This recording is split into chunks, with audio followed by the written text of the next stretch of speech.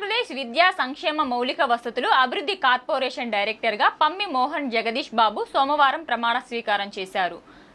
శ్రీకాకుళం జిల్లా నుంచి పీఎంజే బాబు ఎన్నికై ప్రమాణ స్వీకారం అంగరంగ వైభవంగా జరిగింది. ఈ కార్యక్రమానికి పలువురు టీడీపీ నేతలు హాజరయ్యారు. వారితో పాటుగా దాసుల కమ్యూనిటీ సంక్షేమ సంఘం రాష్ట్ర అధ్యక్షులు చెట్టే భక్తుల రవీంద్ర ఫణి ప్రకాష్, రాష్ట్ర నాయకులు మరియు సింహవాహిని సేనా అధ్యక్షుడు తాళ్లూరి పవన్ కుమార్ తదితర దాసు కమ్యూనిటీ సంక్షేమ సంఘం నాయకులు పాల్గొని ఆయనకు శుభాకాంక్షలు తెలిపారు. ఈ సందర్భంగా దేవేంద్ర ఫణి ప్రకాష్ మాట్లాడుతూ, మా కులాన్ని గుర్తించి ఉన్నత విద్యావంతుడు డివై కలెక్టర్ పీఎంజే బాబును ఆయన పార్టీకి చేసిన సేవలను దృష్టిలో పెట్టుకుని డైరెక్టర్గా నియమించినందుకు కూటమి ప్రభుత్వానికి ధన్యవాదాలు తెలిపారు.